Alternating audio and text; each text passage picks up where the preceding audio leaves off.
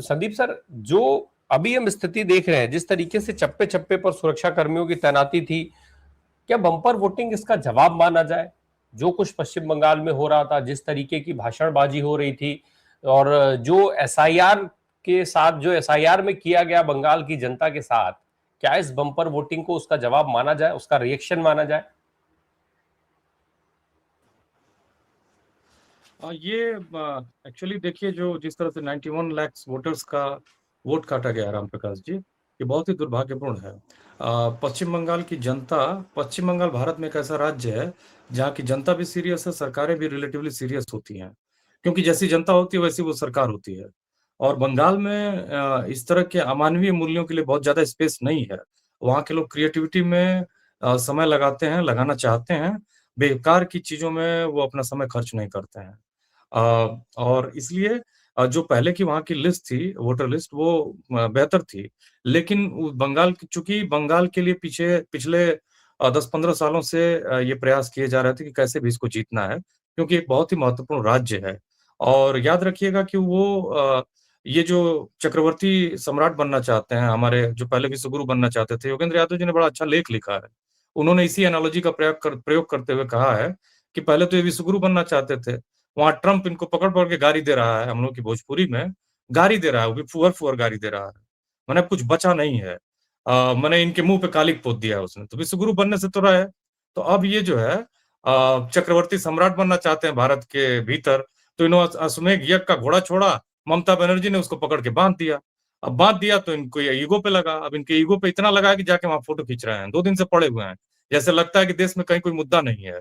और टूरिज्म कर रहे हैं। यहाँ मणिपुर में महिलाएं, जिन महिलाओं के लिए घड़ियाली आंसू बहा रहे थे, वो जल रही हैं, कैंडल लाइट मार्च कर रही हैं। इनकी कोई लगता है कि इनके ट्विटर पे खाली बस फोटो का इनका जो एल्गोरिदम है उसमें खाली बस अच्छी अच्छी खबरें आती हैं, फोटो खींच रहे हैं, झाल मुड़ी खा रहे हैं, जैसे लगता है कोई काम ही नहीं। इतना खाली तो हम लोग भी नहीं है।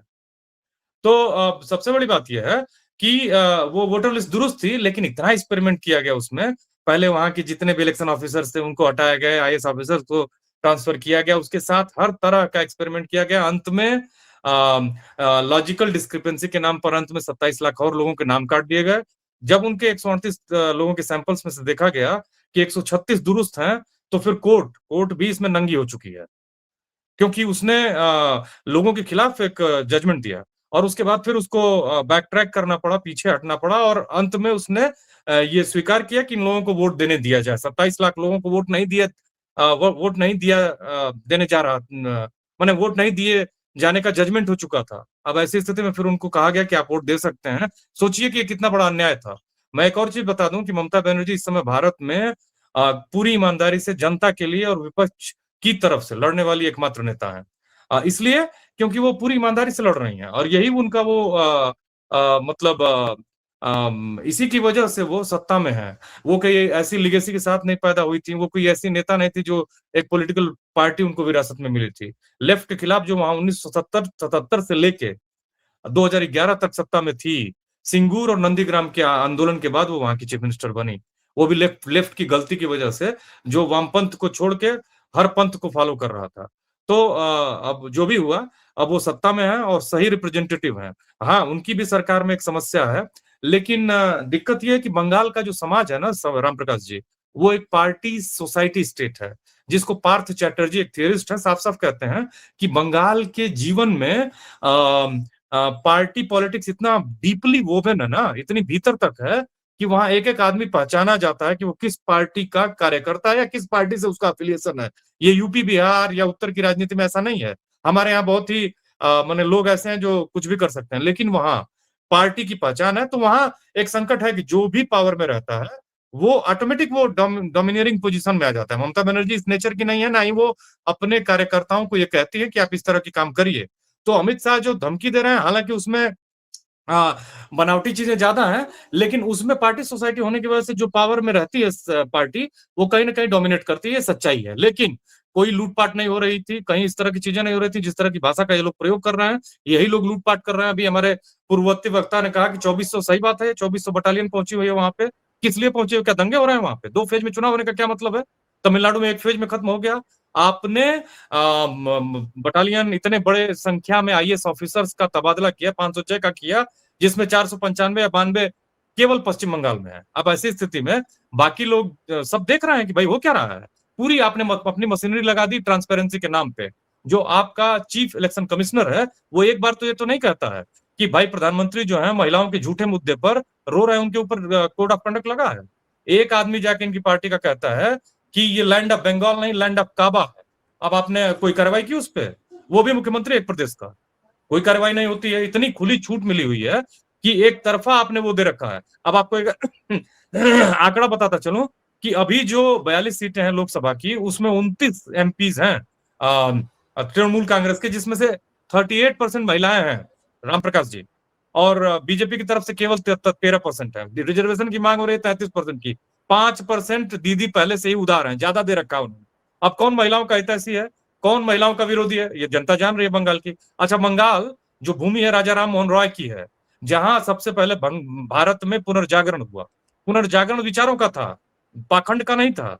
उन्होंने अपनी भाभी के माने सती प्रथा में, मतलब वो चिते पे जल गई, तो उन्होंने वहां घर से विरोध शुरू किया था, बाहर से नहीं शुरू किया, घर से शुरू किया और उसको उसका उन्मूलन किया और सती प्रथा खत्म हुई, पूरे भारत बेनिफिटेड हुआ। और उसके बाद ईश्वर चंद्र विद्यासागर एक गरीब परिवार से आते थे, उन्होंने विधवा विवाह शुरू कराया। बच्चियां 5 साल की उम्र में विधवा हो जाती थी, बिना पति से मिले विधवा हो जाती थी और जीवन गुजारती थी, अंतहीन यौन शोषण का शिकार होती थी। और उसके बाद रविन्द्रनाथ टैगोर, उनकी एक कविता है, where the mind is without fear. ये भारत के संविधान से भी बड़ी कविता है। मैंने पूरा संविधान भारत का ना एक कविता में है। और उनकी गीतांजलि जो है ना, वो जिसको नोबेल मिला 1913 में, वो अगर दलित पर्सपेक्टिव से पढ़िए तो दलित साहित्य है, आदिवासी पर्सपेक्टिव से पढ़िए तो आदिवासी साहित्य है, ओबीसी पर्सपेक्टिव से पढ़िए तो ओबीसी साहित्य है। वो वंचितों की बात करते हैं, वंचना की बात करते हैं। एक एक कविता इतनी डीपली जी। मीनिंग से भरी हुई है, वंचितों की बात करती है। तो मैं ये कह रहा हूं कि अभी भी जो इन्होंने विधानसभा चुनाव में सीटें दी है महिलाओं को, वो 11.5% है बीजेपी की, जबकि दीदी ने 19% दिया है। तो ये हितैषी है। अब देखिए पूरा प्रोपेगेंडा, वहां इनके पास 2 ही 3 चीजें हैं। असोल परिवर्तन का नारा दिया है बीजेपी ने, जो कि पूरा का पूरा झूठ है। कटमनी, भ्रष्टाचार, अपना कटमनी और भ्रष्टाचार नहीं दिखाई दे रहा है। घुसपैठिए की बात करते हैं। घुसपैठिए की बात आप अगर करते हो तो बॉर्डर सिक्योरिटी फोर्स किसके अंडर में है, सीआरपीएफ किसके अंडर में, ममता बनर्जी के अंडर में है। किसको बेवकूफ बना रहे हो? बंगाल की जनता जो है वो कम से कम अपने राइट्स के प्रति सतर्क है। और दीदी ने बहुत ही बहादुरी से जो स्पेशल इंटेंसिव रिवीजन का मुद्दा था, उसको स्पेशल इम्पेडिमेंट रिमूवर का मुद्दा बना के और उसको अपना मुद्दा बना लिया है। और इसकी वजह से जो लोग थोड़े सेकी थे, जो बीजेपी की तरफ जा रहे थे, वो हट के तृणमूल कांग्रेस के समर्थन में आ गए, क्योंकि बंगाल की जनता इस बात को जानती है कि अगर इस बार इस चूके एंगल से तो। संदीप सर, इस एंगल से देखा जाएगा तो बहुत सारी चीजें हो जाएगी। भाई अमित शाह साहब ने सीधे तौर पे कहा कि 5 तारीख के बाद हम उल्टा लटका करके सीधा कर देंगे।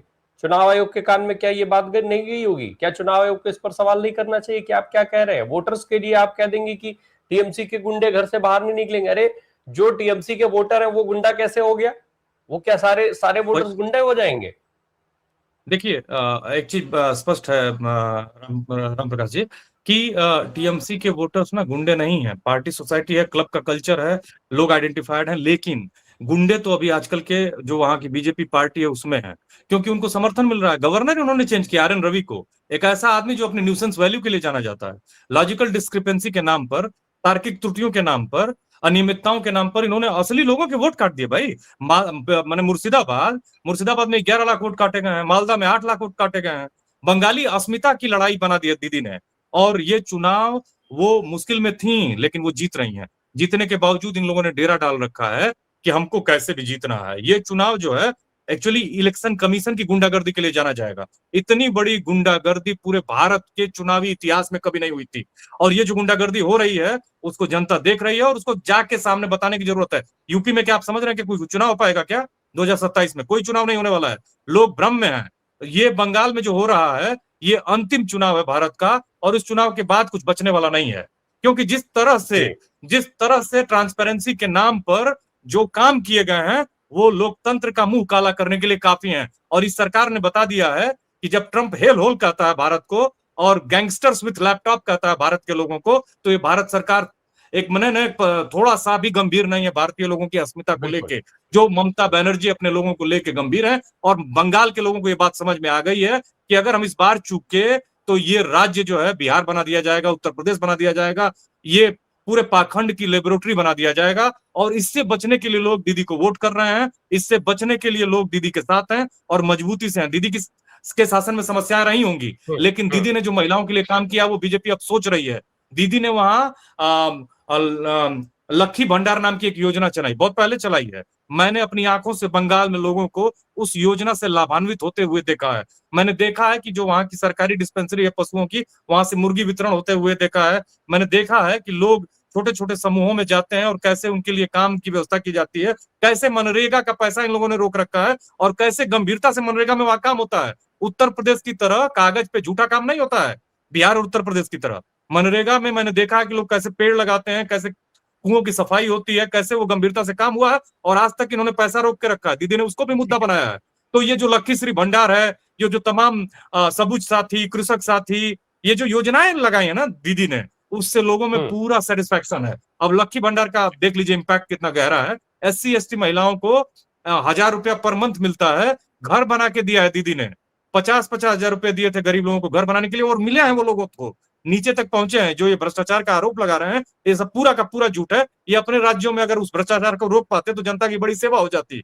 लेकिन इनके तो नकली राष्ट्रवाद को इनके मुख्यमंत्री सिद्ध कर रहे हैं, जब कहते हैं कि विवेकानंद ने कहा कि तुम मुझे खून दो, मैं तुम्हें आजादी दूंगा। अरे भाई, तुमको शर्म आनी चाहिए, इस्तीफा दे देना चाहिए इनको अपने पद से, कि जिसको इतिहास का छोटा सा भी ज्ञान नहीं है, जो विवेकानंद का अपमान कर रहा हो, जो नेताजी सुभाष चंद्र का अपमान कर रहा हो, जो देश के राष्ट्रवाद का अपमान कर रहा हो। इसी बात से सिद्ध होता है कि इन्होंने कभी राष्ट्र की लड़ाई लड़ी ही नहीं। झूठे लोग हैं। इनकी पाठशाला में, इनकी संघ की पाठशाला में पूरा झूठ पढ़ाया जाता है। मुख्यमंत्री जब झूठ बोलता है तो आप समझिए कि कितने बड़े झूठे लोग हैं। ये झालमुड़ी का विमर्श इनका नहीं चलने वाला है। ये गंगा की जो सेवा करने का नाटक करते हैं। गंगा देखिए, उत्तर प्रदेश में गंगा के माने हर जिले का पानी, लोगों के मल का पानी केवल और केवल गंगा में जाता है। गंगा सफाई के नाम पर अरबों रुपए लूट चुके हैं। इनको तो उसी गंगा में डूब के कम से कम अपना माने गंगा को मुक्ति देने का कम से कम प्रयास करना चाहिए।